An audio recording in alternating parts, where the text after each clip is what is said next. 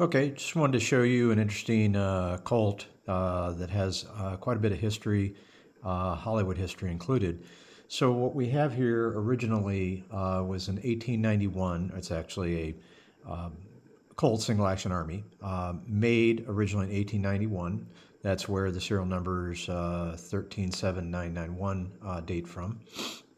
And it likely, we do have a Colt letter on this, it likely had the longer barrel, but there's really no way of knowing for sure, and it was shortened later.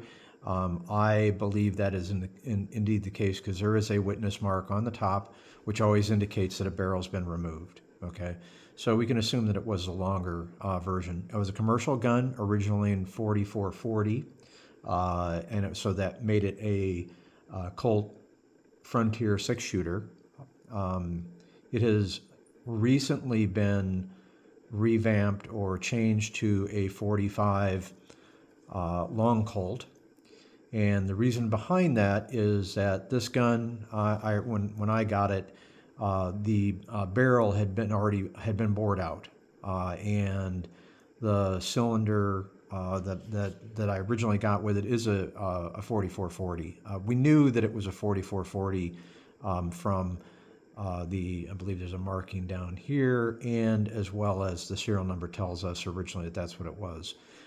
At some point in time, obviously back in the day, meaning the late 1800s, early 1900s, this is a black powder frame, and so therefore, through lack of proper cleaning, you're going to mess up the barrel for sure. The rifling is going to get eaten out very, very quickly, and possibly the cylinder as well.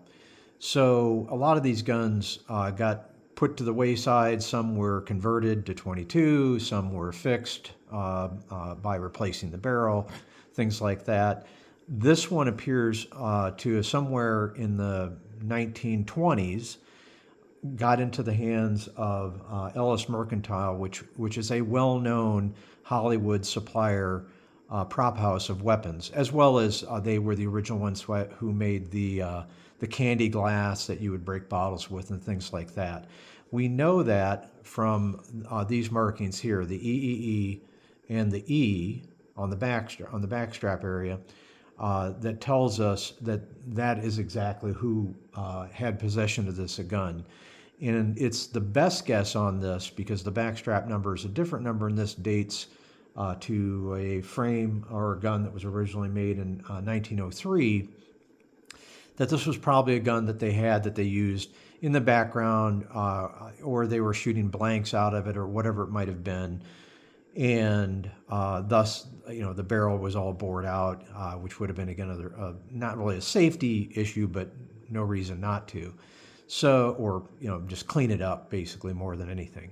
So when I got it, I have a number of Frontier six shooters, and I didn't have a 1 in 45 long Colt that was not a major collector's item, that I did not want to actually shoot. This one happened to sort of fit that category of, oh, let's go ahead and change it. So it does have the original 4440 cylinder. Whether or not this is the original to the gun, I kind of doubt it, but it is possible. It is very possible. Anyway, I wanted a shooting a 45 long Colt, so I had the barrel sleeved, and as you can see it done professionally. You can barely see that ring, and once this is, replated or refinished or whatever, you're probably not going to see that. And at the same time, I had the action all gone through, all cleaned up, so it does have all the clicks, and it is a super action. As you can see, it's got all four clicks.